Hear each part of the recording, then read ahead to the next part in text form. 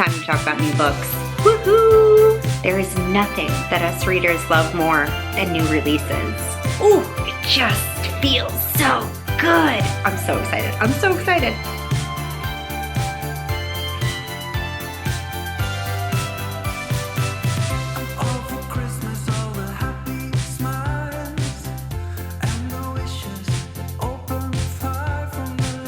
Welcome back to my channel. Today we are talking about the most exciting, anticipated 2024 releases that I have on my radar. I cannot tell you how much I love putting this list together every year. The idea, the feeling of thinking about new books, new stories, new covers that are coming out, it just brings me so much joy. I watch these videos every single year and I take vigorous notes. Like, I really, really, really depend on these videos to tell me what's coming out and when every year. So it felt very weird that I had to do the research by myself and make my own list. It's harder than it looks. And I definitely I missed something, probably lots of somethings. But I have about 50 that are, for me, my most anticipated books that I will 100% be pre-ordering and or buying on release date because I can't wait.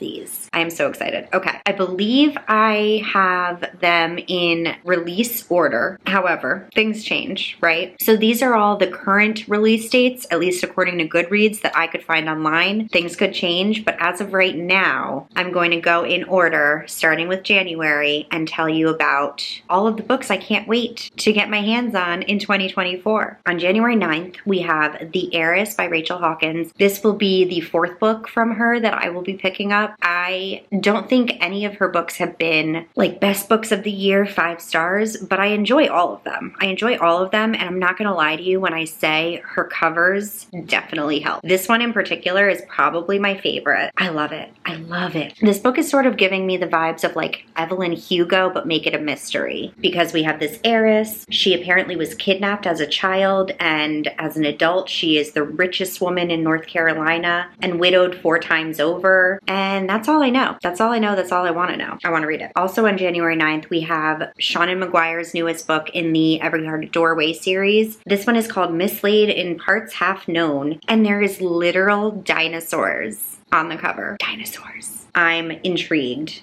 I'm not going to read anything about the synopsis because I don't need to. This is the 9th book in this series. I'm gonna read it. I'm gonna read it. I'm gonna read it and I'm gonna love it, okay? Okay. Then on January 16th, we have The Fury by Alex Michaelides. This is the 3rd book of his that I'll be reading. I absolutely loved The Silent Patient. Absolutely loved it. The Maidens didn't really do it for me, despite how much I wanted to love it. Didn't really work for me. But this one follows a reclusive ex-movie star and her famous friends whose spontaneous trip to a private Greek island is upended by a murder. I'm in, totally in. I don't love this cover though, sorry. Also on January 16th, we have Map of the Other Lands. This is book 2 in the Emily Wilde series by Heather Fawcett. I did read book 1. It wasn't my favorite book, but I like the idea of it. I like where it's going. And I think I'm intrigued enough to pick up book 2. Like, I'm not gonna be running to the store, but I definitely would like to make the time to give book 2 a try, because I think it has a lot to offer. I think book 1 just moved a little slow for me, but I'm hoping that book 2, now that we're really in it and we're really in the relationship and the plot, and I'm hoping that it's gonna grip me, you know? Finally, on January 16th, we have Only If You're Lucky by Stacey Willingham. This is the same author that wrote All the Dangerous Things, which I enjoyed, as well as A Flicker in the Dark, which I kind of liked, but other people really, really love. This one is giving me like In My Dreams I Hold a Knife vibes a little bit. It's following 3 girls, 3 best friends in their journey through college. Has to do with murder, has to do with fraternities. There's a death 3 weeks before vacation. I don't know. It sounds interesting. I am pretty much willing to pick up whatever she writes at this point, and I keep hoping that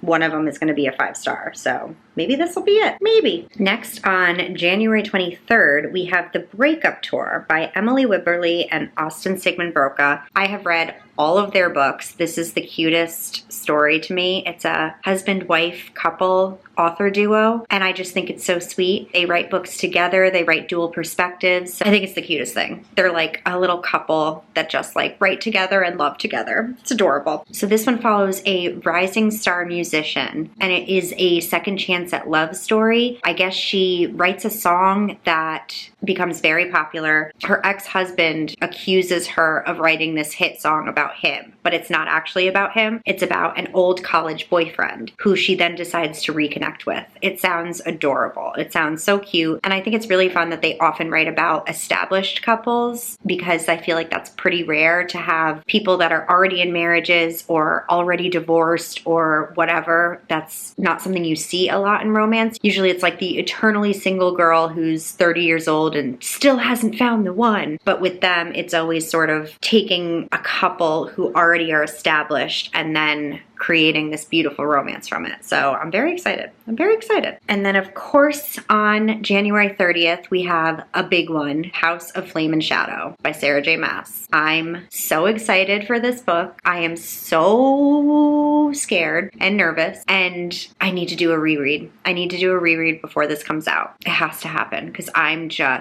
not ready. It's gonna be so fun. It's gonna be so fun. I cannot wait. This is the third book in the Crescent City series, and I'm not ready, man. I'm not ready. I can't wait. Now, moving into February, we have one that I never knew I needed in my life, but this is a new book from Ali Hazelwood. It's not her typical rom-com. It is a fantasy romance having to do with vampires and werewolves. It's called Bride. It comes out on February 6th. I'm intrigued. I am absolutely intrigued. A dangerous alliance between a vampire bride and an alpha werewolf. Like, just the way that Ali Hazelwood writes romances, a giddy, swoony feeling that I feel like there's no way this can't be good. But I'm curious to see what she's gonna do with the fantasy elements of it all. Curious and excited. Next up on February 13th, we have a book called The Warm Hands of Ghosts by Catherine Arden. Look at this cover. Isn't this amazing? I love it. Love it. Catherine Arden is the author of The Bear and the Nightingale, which I never picked up. So why am I adding this, do you ask? I'm not sure. Let's see. This says, during the Great War, a combat nurse searches for her brother believed dead in the trenches despite eerie signs that suggest otherwise in this hauntingly beautiful historical novel with a speculative twist from the New York Times bestselling author of The Bear and the Nightingale. I'm not gonna lie to you, this cover is the reason I put this on the list. 100%. I don't know. I'm intrigued. Also on February 13th, we have What Feasts at Night by T. Kingfisher. This is the sequel to What Moves the Dead, and I really enjoy T. Kingfisher's writing, but I have not loved all of her books, and I would say out of all of the ones I've read, and I haven't read all of them either, but out of the ones I've read, What Moves the Dead was definitely my least favorite. So I'm not really sure that I'm gonna pick this up, but I'm intrigued enough and it's short enough that I feel like I may. It's only 160 pages, so I feel like it might be worth a read. Also, with the Netflix series that recently came out, The Fall of the House of Usher, I feel like I know more or a little bit more about the House of Usher story now because I never actually read that book. So I know that What Moves the Dead is heavily influenced or maybe even a retelling of that. So maybe now I'll understand it a little better. I don't know. We'll see. I think I'm going to pick it up. I love this cover. It's excellent. February 13th is a big day because we also have Tessa Bailey's newest book, which is called Fangirl Down. This looks adorable. I pretty much pick up everything that Tessa Bailey writes because she just writes very steamy but also charming and adorable romances. This follows a golf star named Wells who I guess is having a bit of a downfall. He only has one remaining supporter, this fangirl, who is a beautiful sunny redhead always on the sidelines. He scowls, she smiles. Grumpy sunshine. I'm in. Sign me up. That's all I need to know. Sign me up. Then we have Olivia Dade's new book called At First Spite. I'm excited for this. This is going to be a new series for her. So she had the Spoiler Alert series. I read all 3 of those books. I really enjoyed all of them. They had to do with like actors from this Game of Thrones type TV show, and then fans of them, including like fan fiction writers. They were cute. They were really, really cute. They all deal with plus size characters, which is really enjoyable to see and to read about. And this one looks like it's no different, but it's a totally new story. So it says, Olivia Deed welcomes you to Harlot's Bay in this delightfully sexy rom-com about a woman who buys the town's famous spite house, only to realize the infuriating man she can't stand lives right next door. Enemies to lovers, gotta love it. That's all I need to know. Then on February 15th, which feels weird, why not the 13th? But on February 15th, apparently, we have An Education in Malice. S.T. Gibson is the author of A Dowry of Blood, which we loved. Education in Malice is a dark academia tale of blood, secrets, and insatiable hungers. I'm in. Sign me up. Next on February 20th, we have B.A. Paris's new book. This is called The Guest. B.A. Paris is the author of Behind Closed Doors, which I loved a long time ago, I believe. I wonder if I would still love it now. Who knows? But also The Prisoner, which I read more recently, and I really enjoyed that too. So I pretty much pick up everything that B.A. Paris writes. It says she invites you into another heart-pounding home full of secrets. Some secrets never leave. Iris and Gabriel seem to have it all. A beautiful home in the British countryside, a daughter happily working in Greece, but when a young man has a tragic accident in a nearby quarry, Gabriel is the one to find him and hear his final words, leaving Gabriel with a guilty burden. This just sounds like domestic drama at its best, at its finest. Next we have King Nix by Kristen Backus. This is a haunting mystery about the fate of women and girls in the orbit of self-important men, set in November 1918 on opulent castle-like island estate of an eccentric millionaire. I don't know. It says it's like a dark gothic mystery set in 1918. Checks a lot of boxes. You know what I mean? Checks a lot of boxes for me. Then on February 29th, we have Empire of the Damned by Jay Kristoff. This is book 2 in the Empire of the Vampire series. I don't know if this is the final book or if there's going to be more, but I still need to read the first one. Doesn't mean I'm not anticipating the second one. I just still need to read the first one. And then I'm going to read the second one. Imagine. Moving right along to March. On March 5th, we have The Prisoner's Throne by Holly Black. This is the sequel to The Stolen Heir, and The Stolen Heir is a sequel spin-off to the Cruel Prince series. I started and sort of DNF'd The Stolen Heir with the intention of picking it up at a later date. That date has not come yet, but I have a feeling if I read it, that it will leave me with enough of a cliffhanger that I probably will want to pick up the second book called The Prisoner's Throne. We'll see. We shall see. That's on March 5th. Also on March 5th, we have Simone St. James' new book, which I'm so excited for because I don't believe she had a new release in 2023. So I've been eagerly waiting for her to come out with her next book because I love all of her books. All of her books are thrillers, but they have like speculative twists and paranormal twists, and I've loved all of them. This one is called Murder Road, and it is about a young couple who find themselves haunted by a string of gruesome murders committed along an old deserted road in this terrifying new novel. July 1995. Why is this giving me Survive the Night vibes? It'll be better than that, for sure. But I'm intrigued. I'm intrigued and excited. Ooh, Hitchhiker Dies? Okay, I'm in. Sign me up. Also on March 5th, we have a book called Swift and Saddled by Lila Sage. This is the second book, the companion book to Done and Dusted, which I read this year, and I really enjoyed it. It's a sweet, simple, adorable cowboy romance, and I just love these covers. They're so cute. They're so cute and like old westerny. I don't know. They're adorable. This cover especially, I'm getting, you know, bad girl vibes from her tattoos and the blue hair. I'm in. I'm digging it. I'm digging it. Can't wait. Can't wait. And then finally in March, on March 19th, we have Where Sleeping Girls Lie. Look at this cover. This cover is stunning. Stunning. This is the author of Ace of Spades, which was phenomenal. Phenomenal. And so it doesn't matter what this book is about. I am absolutely going to read it. It says, a girl new to boarding school discovers dark secrets and cover-ups after her roommate disappears. That's all I want to know. Between the cover and the fact this is the author of Ace of Spades, I'm hooked. I'm hooked. Moving on to April. On April 2nd, we have our dear Abby Jimenez has a new book coming out. This is called Just for the Summer. It says Justin has a curse, and thanks to a Reddit thread, it's now all over the internet. Every woman he dates goes on to find their their soulmate the second they break up. When a woman slides into his DMs with the same problem, they come up with a plan. They'll date each other and break up. Their curses will cancel each other out, and they'll both go on to find the love of their lives. How does she do it? How does she do it every time? That sounds so good. It reminds me of, what was that movie with Dane Cook? What was that movie? Good Luck Chuck? Is that it? Where like everybody he dates goes on to marry? That's what it sounds like. I'm excited. I'm excited. Also on April 2nd, we have Mary Kubica's newest release called She's Not Sorry. I love this cover. I do. Now with Mary Kubica, I have not read all of her books, but I have not liked the ones that I've read, with the exception of Local Woman Missing. I'm obsessed with that thriller. So I keep picking up her books in hopes of finding something that gives me the same feeling that that did. So maybe this will be that. This says, an ICU nurse accidentally uncovers a patient's frightening past in this chilling thriller. Trying to find a balance between a single mom to a teenage daughter and working as a full-time nurse while on duty, a patient named Caitlin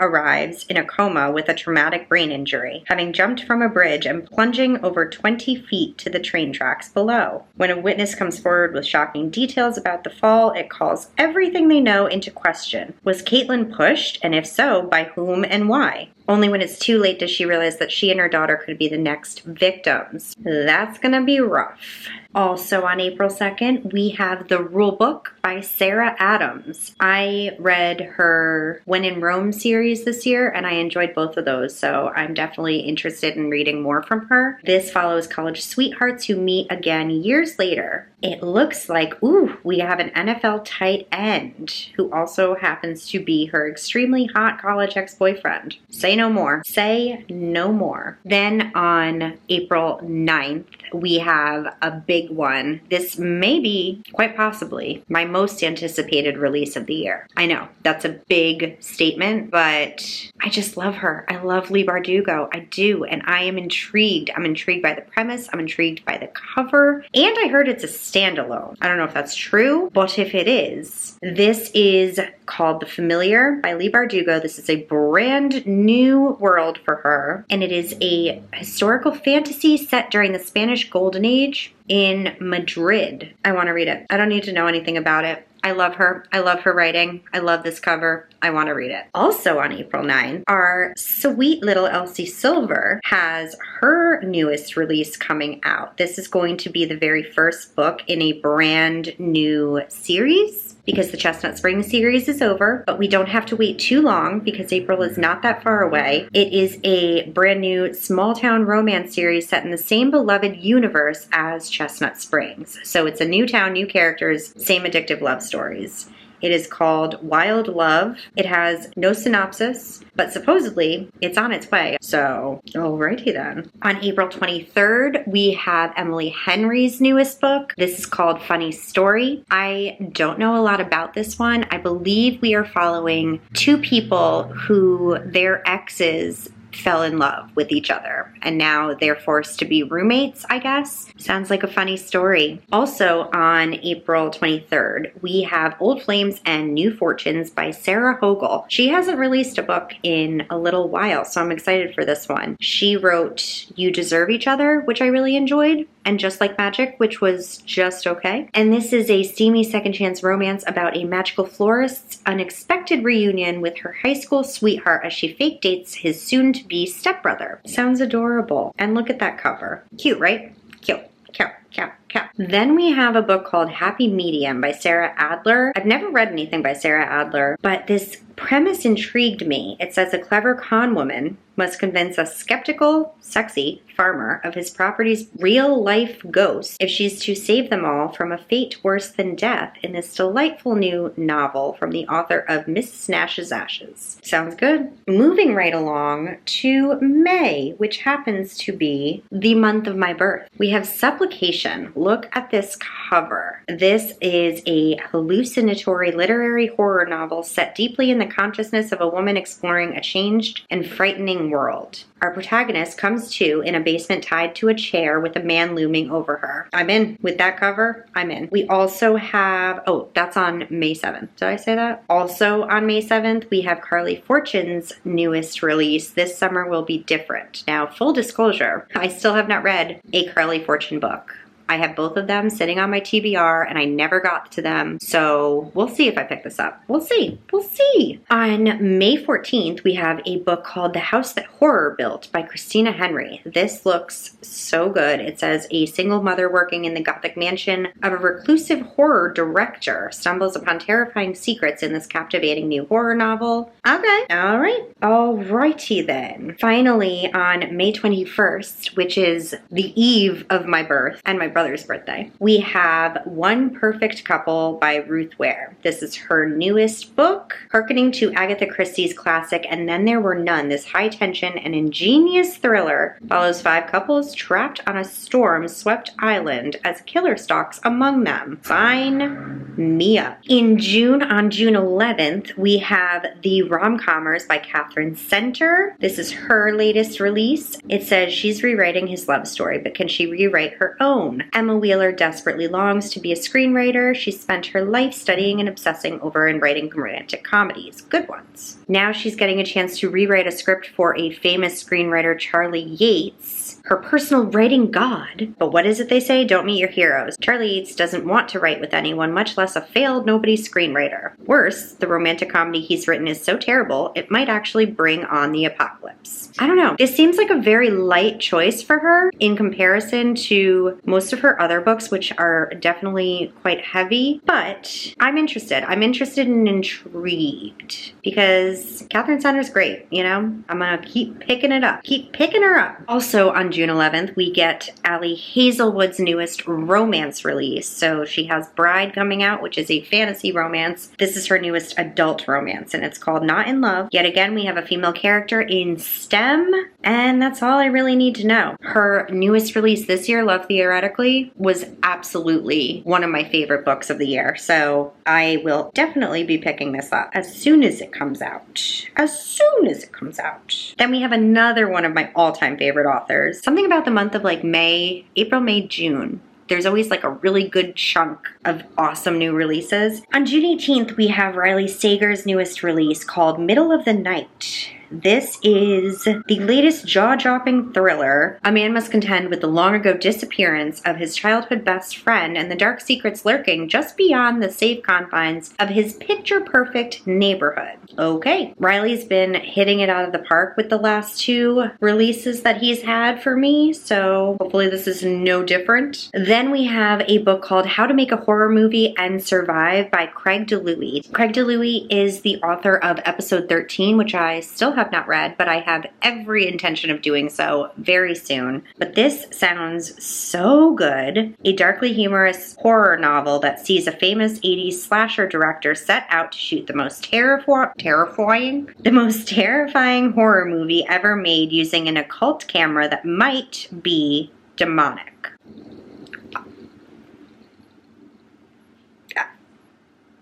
Speechless. On June 25th, we have a new book by Christina Lauren. Now, this is the 4th book in a companion series that I guess several different romance authors have all contributed to this series. So we have a book from Julie Murphy, Jasmine Guillory, Zoraida Cordova, and then this is Christina Lauren's book. It's called Tangled Up in You. It is clearly a Rapunzel situation. All of these seem to be reminiscent of fairy tales, Cinderella, Beauty and the Beast, maybe Ariel, I don't know, I can't really tell. I love Christina Lauren, so I will read anything they put out. It says, a witty and deeply romantic modern reimagining of Disney's Tangled. She has a dream, he has a plan, together they'll take a leap of faith. Ren has never held an iPhone, Googled the answer to a question, or followed a crush on social media. Why? I don't know why, but we'll find out. We'll find out together on June 25th.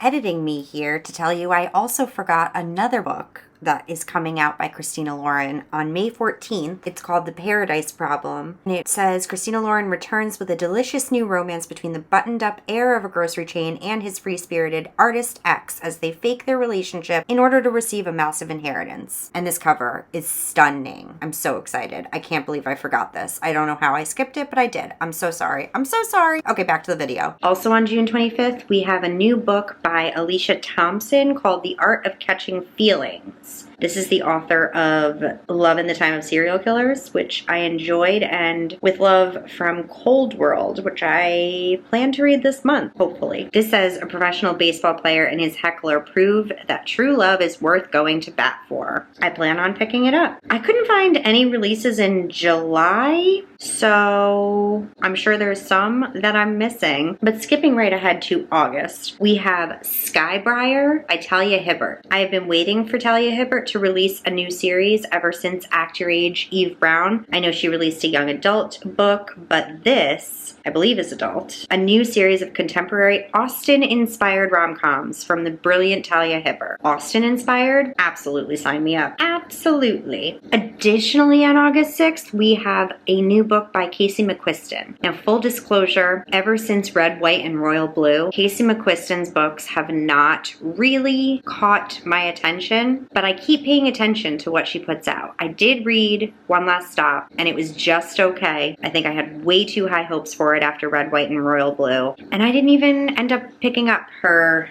newest release because, I don't know, nothing about it intrigued me, unfortunately. But I'm going to keep paying attention when she comes out with books because you never know when the next Red, White, and Royal Blue might grace us with their presence. So this says two bisexual exes accidentally book the same European food and wine tour and challenge each other to an international hookup competition to prove they're over each other. And they are over each other, right? Cover to be revealed. We'll see. We shall see. If I hear great things about this, I very well may pick it up. And if I don't, I may not. Again, I couldn't find anything in September. So obviously things always get announced closer to the dates. So as we go further through 2024, the list is getting thinner and thinner. But in October 1st, we have a new release from Elena Armas. This is the sequel or companion to The Long Game. This is called The Short List. We have no cover. We have no description. Elena added a comment that says the shortlist is an engagement of convenience novel following Josie and Matthew. I assume if you've read The Long Game, you know who Josie and Matthew are. I have not, but I will. I plan to. So that's October 1st. And then on October 15th, Erin Sterling has a new book coming out called The Wedding Wish. This is the X-Hex book 3. So it's in the same world as the X-Hex and the Kissing Curse. We are following Bowen Penhallow this time. He's always been a loner studying dark and ancient magic on a mountaintop in Wales. He prefers it that way, but when his friend Colin, who happens to be a ghost, asks him to attend a Yuletide wedding at a grand estate deep in Welsh countryside, Bowen reluctantly agrees. And he meets somebody named Tamsin Bly, who is not a witch but makes a living off of them. I believe this was supposed to come out this year and it was postponed for whatever reason. So I'm very much excited for this to come out next year. Just a couple more to mention. First one we can all laugh at because it is the Stormlight Archive Book 5. This has no date, but it does say 2024. And we can all laugh because that may or may not be true. And also because I'm anxiously anticipating this, having not read books 1 through 4 yet. So why did I add it to my list? I don't know, in case you were curious. I plan to read them, but will I read them before Book 5 comes out? Who knows? Who knows? And then one more that I found that doesn't have a date other than 2024 is Ashley Herring Blake's new book. It's called Make the Season Bright, and it's a holiday rom-com about two women who make a Christmas sex pact. So we have a female-female romance set during Christmas and a sex pact. Had to put it on the list, had to, but it doesn't have a date, so I assume it will come out at the latter half of the year. And that is everything. That is the entire list that I have come up with. Obviously, this list will grow as the year goes on. More and more things are announced, and I will hopefully maybe make an updated video in a couple of months with some later in the year releases, but this is everything I know as of this moment today in December. So let me know if I missed anything. Let me know what you are the most excited about in 2024. I seriously can't wait for all of these. Doesn't matter that I have hundreds of books sitting on my shelf waiting for me to read them. I still want all of these books to add to my shelves so that they can also sit and wait for me to read them. You know, sometimes I just really can't stand myself. This is one of those times. If you are here, if you are still with me, leave the little money emoji, the little flying money emoji in the comments down below, because that will be a visualization of what's going to happen to all of my money in the upcoming year. It's going to fly out the window and into the pockets of booksellers everywhere. That's it. That's everything. Thank you so much for watching. Thank you for being here with me. Thank you for listening to me talk your ear off about all of the new releases that are coming out in 2024. Because honestly, nobody in my real life would be willing to do that. So that's what I have you guys for. And I appreciate every single one of you. So thank you. And I will see you again in another video very soon. Tomorrow, probably. Hopefully. Bye.